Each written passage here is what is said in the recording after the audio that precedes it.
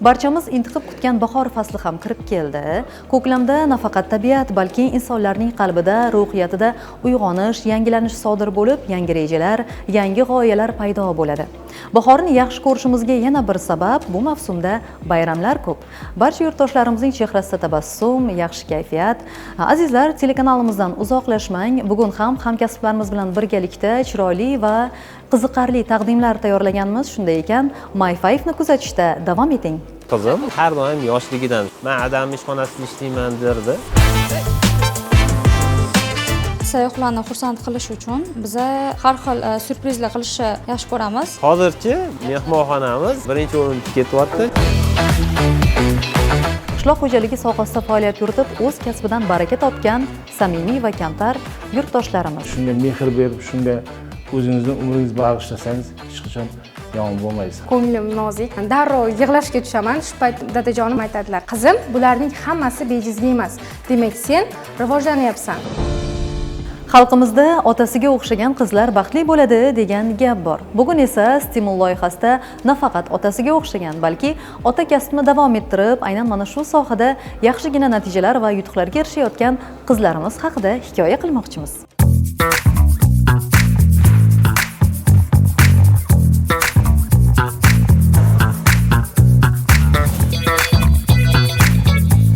Istalgan mehmonxonaga kirib borsangiz, sizni birinchi bo'lib reseption, ya'ni qabul bo'limi xodimi qarshi oladi. Aynan mana shu xodimning muomalasiga juda ko'p narsa bog'liq.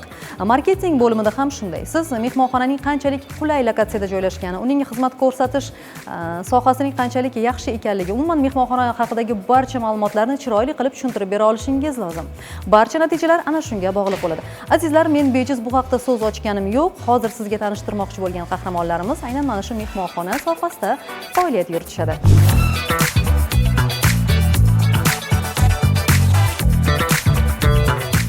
Aslida endi aynan mehmonxona sohasiga emas, o'zi xizmat ko'rsatish sohasiga yoshligimdan qiziqaman. O'zi professional oshpazman. O'sha yoshligimizdan hali maktabga chiqmasdan ovqat qilishni boshlaganman. Opalarim bilan ko'p ular dugonalari bilan bir narsalar o'ylab topishardi. Biz shu pishirish jarayonlarida qatnashardim. Shu bilan qiziqib o'zim oshpaz bo'lganman. Bu sohaga kelishdan oldin 3 yil oshpazlik qilganman. Do'stimiz bor edi. Shu mehmonxonada ishga o'tgan ekan, bormaysanmi?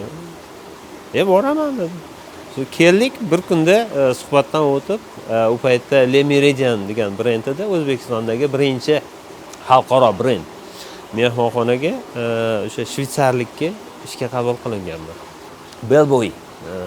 Endi bu yuk tashuvchi, mehmonlarni kutib oluvchi.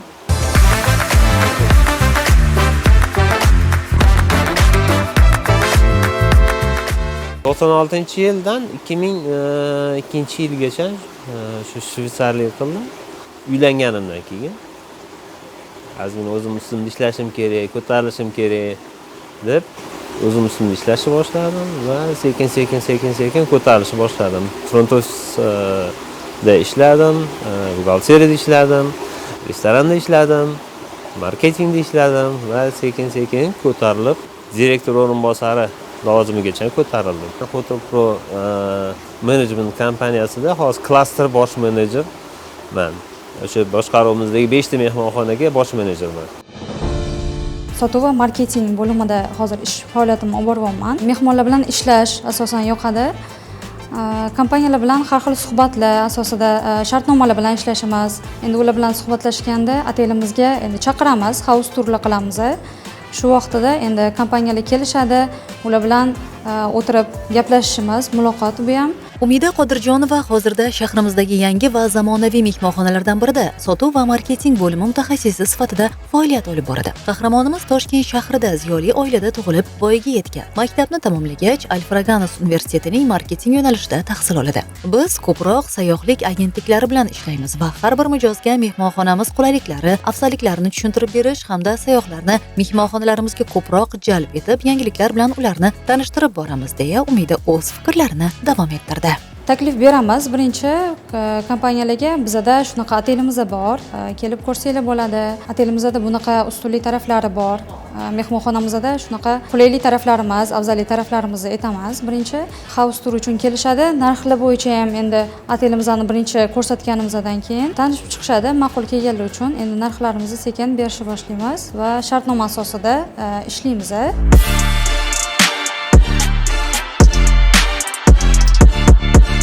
Viloyatdan bo'ladi, har xil davlatlardan bo'lishi mumkin. Qaysi viloyatdan bo'ladi, davlatlardan bo'ladi, o'zi asosan mehmonlaringizni ham ulardan so'rab surishtiramiz. Mosroq takliflarni endi berishga harakat qilamiz.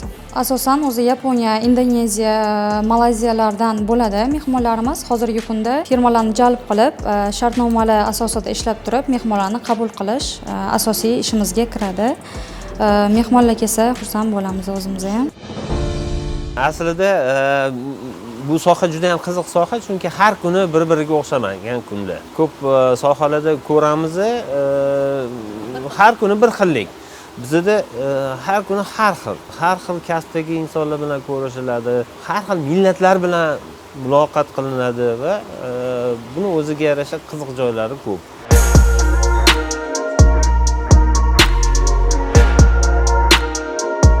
Hozirgi kunda o'zi umuman turizm sohasi jadal rivojlanayotgan sohalardan bittasida. Bir kun kech qolsangiz, ertaga ulgura olmaysiz degan bitta termin bor.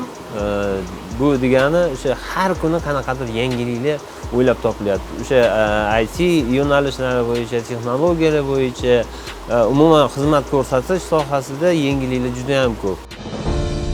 Mehmonlarga endi takliflarimizni berishda yangi narxlarimizni kommersiya положение berishimizda sal qiyinroq bo'ladi. Sababi endi hamma kompaniyalarga misol uchun gruppovoy narxlarimiz bo'ladi, individualniy bo'lishi mumkin. Shu masala bo'yicha ko'proq odamdan so'rab turaman, chunki o'zim narx berishga sal qiyinroq bo'ladi. Endi tajribalari ularniki mendan ko'proq bo'lganligi uchun.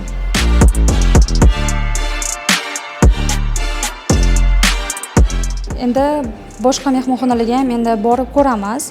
Bizning otelimizda qanaqa nima kamchiliklari bo'lishi mumkin deb ham endi qiziqamiz. Borganimizda endi uyani ham kamchiliklarni ko'ramiz. O'zimizniki bilan endi solishtirish bo'ladi-da otellarda. Bunda bunaqa ustunli tomonlari bor ekan, bizda endi fikr ham uyg'onadi-da. Maslahatlarni berib, o'sha nimani qanaqa qilish kerak, qanaqa qilsa to'g'ri bo'ladi, buni qilib so'raydi. Ayniqsa Umida katta qizim. Chunki aynan o'sha marketing yo'nalishida o'zim ham marketingdan chiqqanman. Marketing yo'nalishida aynan qiziqarli bo'lgan savollar juda ham ko'p chiqadi. Chunki bir-biriga o'xshamagan situatsiyalar, bir-biriga o'xshamagan bir takliflar bo'ladi. Ularni hammasini bunga yillar davomida tajriba orttirib, professional bo'la oladi.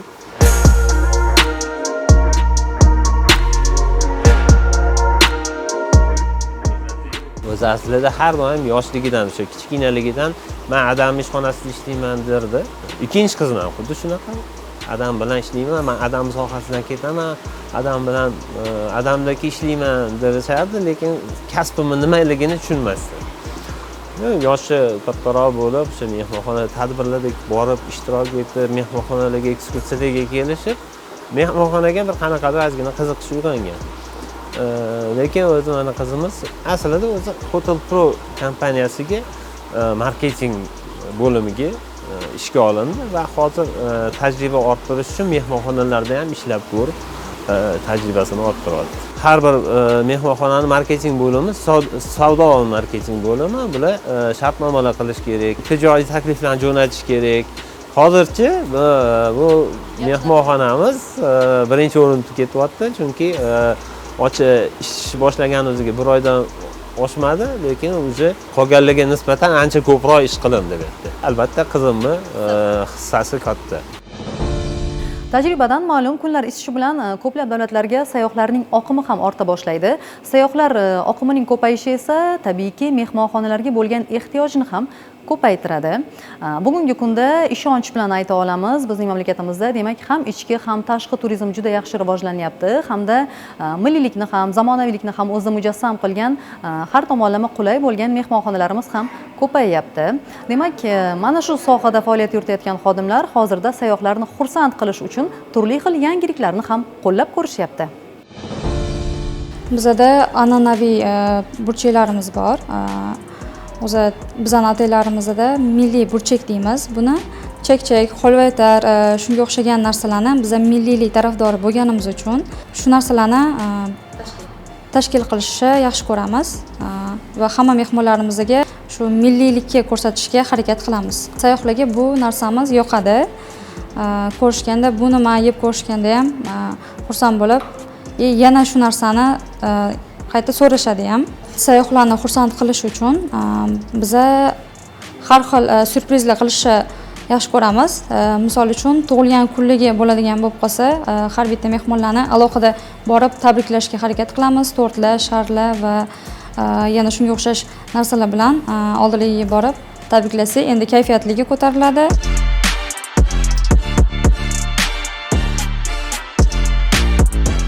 Men qanaqa qilib mehmonxona sohasiga kelib qolganman desa, bizani buvimlarning dodalarini karvonsaroylari bo'lgan ekanda, o'sha Yunusobod tomonda Qizil dehqonning o'rnida karvonsaroy katta.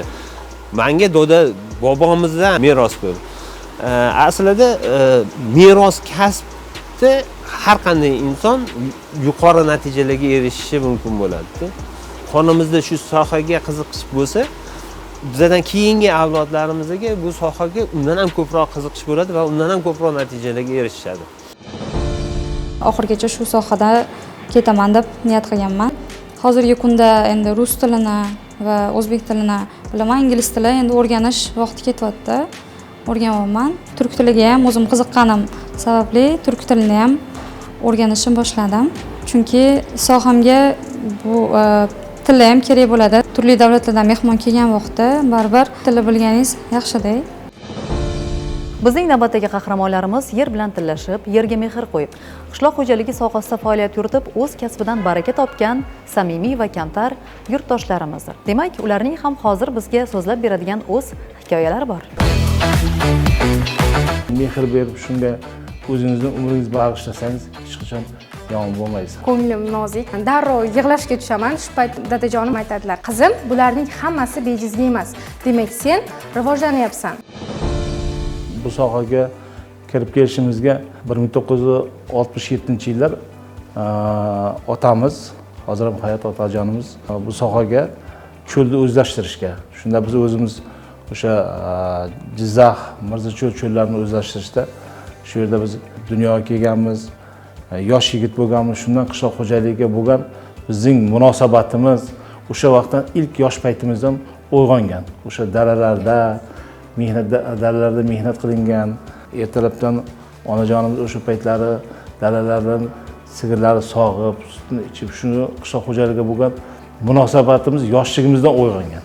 So'zlari samimiy, oilada mehribon ota, o'z kasbiga umrini bag'ishlagan ushbu qahramonimiz O'tkir Jabburiyev asli Jizzax viloyatining Mirzacho'l tumanidan. Hozirda O'zbekiston Respublikasi Vazirlar Mahkamasi Agrosanoat majmui ustidan nazorat qilish inspeksiyasi qoshidagi qishloq xo'jaligi mahsulotlari sifatini baholash markazi davlat muassasasi Moliya iqtisodiyot boshqarmasi boshlig'i lavozimida faoliyat yuritib kelmoqda.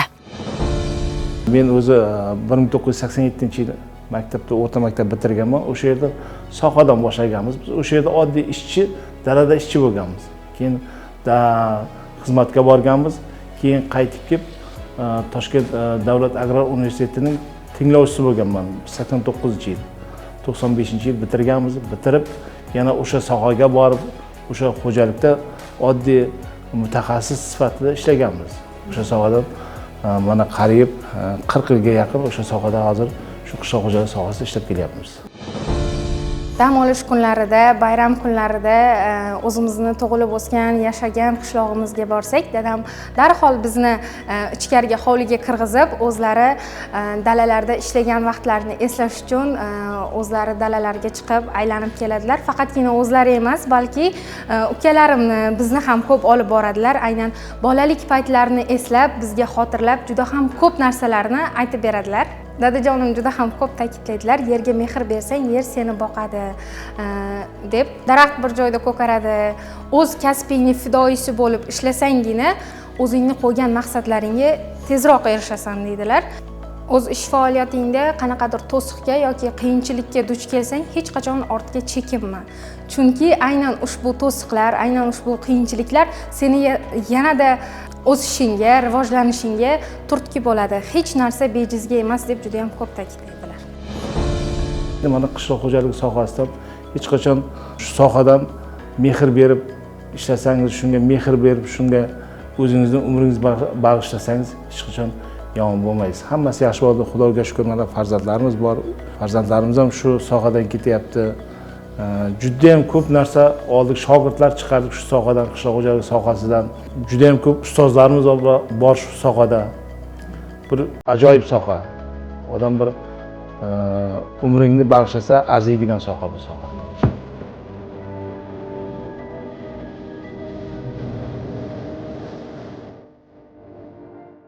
Qizlarim ham shu cho'lda katta bo'lgan, o'zimni ertalab ketib, kechqurun kelib shu sohada har doim shug'ullanganini ko'rib turgan. Shu men kasbimni olganimdan, shu yo'nalishdan borganimdan men juda ham xursandman. Shu sohada o'qidi, juda ham katta rahmat. Bilimga ega, hozir ham faol, o'zimizga o'xshab, o'zimiz ham shu universitetda o'qiganda juda faol bo'lganmiz. Hozir ham ustozlarimiz bilan ko'rishib turamiz, juda ham faol bo'lganmiz. Yo'limga ketgandan xursandman.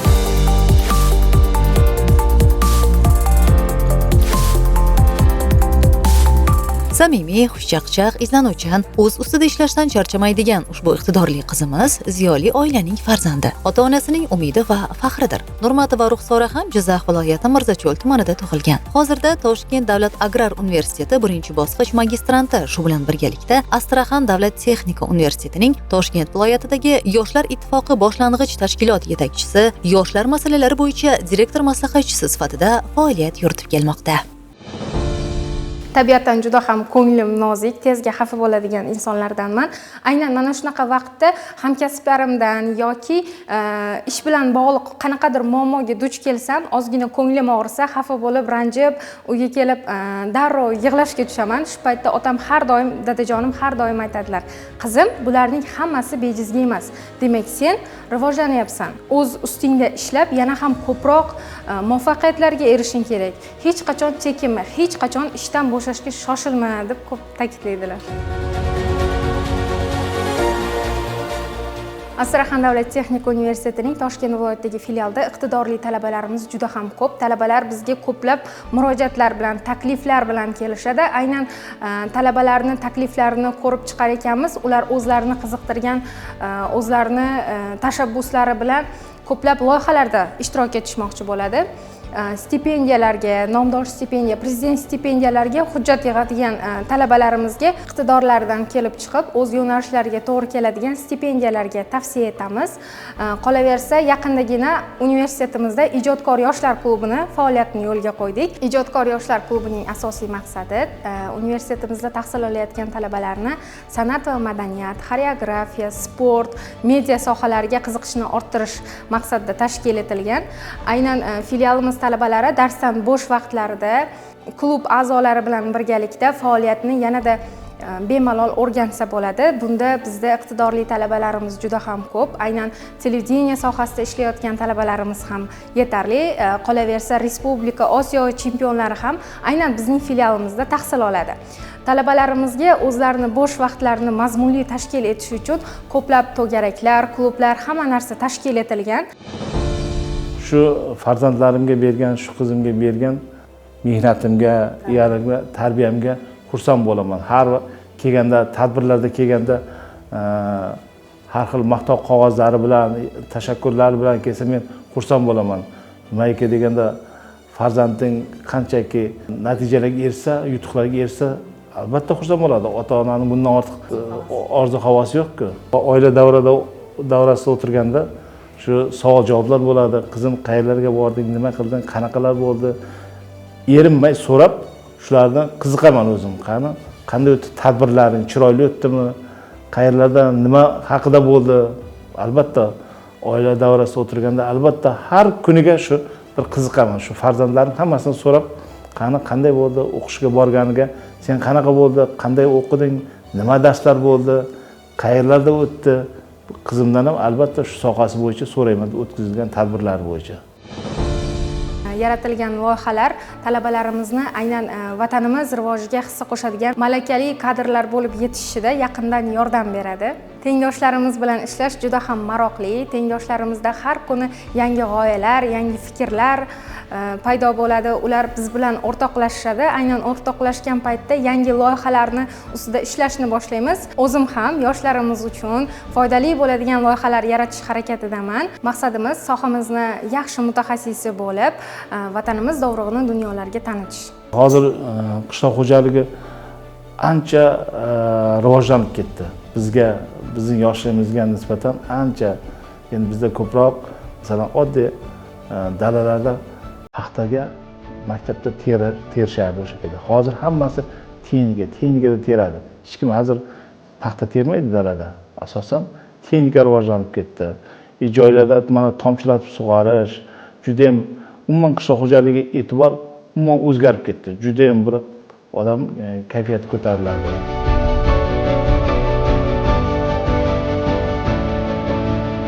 Bayramlar bizni oilamizda juda ham bir ajoyib nishonlanadi. Bayram, Navro'z bayrami bo'ladimi, 8-mart bayrami bo'ladimi, yangi yilmi bir dasturxon qilib, hamma farzandlar yig'ilib, hamma bir-birini tabriklab, albatta o'zim boshchiligimda tabriklab, chiroyli qilib o'tkazamiz. Dasturxon qilib, osh damlab, o'zbekona hangama qilib, farzandlar, nevaralar o'zim bosh bo'lib kutib olaman, hammasini ayasi bilan birga kutib olib, hammasiga joylashtirib, hangama qilib, o'zimiz bozor uchun hamma narsani qilib, chiroyli qilib osh damlab, o'zimiz xizmatda bo'lamiz. Baribir bu baxtku. Nevaralarni, farzandlarni ko'rib, ular bilan hangama qilish bundan ortiq. Albatta shu bu dunyoda o'zini insonning maqsadi nima? Shu farzandlar bilan bir mazza qilib yashash, farzandlarning baxtini ko'rish. Bundan ortiq nima kerak? To'g'rimi? Shu uchun fursatdan foydalanib, doim meni qo'llab-quvvatlagan, yutuqlarimdan xursand bo'ladigan ota-onamga hamda ustozlarimga o'z minnatdorchiligimni bildiraman. Azizlar, mana bugun ham o'z kasbini yaxshi ko'radigan, ana shu kasb orqali baraka topgan hamda hurmat e'tiborga sazovor bo'lgan yurtdoshlarimizning hikoyalariga quloq tutdik. Oldinda siz uchun tayyorlagan taqdimlarimiz ko'p. Shunday ekan, Mening yurtim telekanalini kuzatishda davom eting.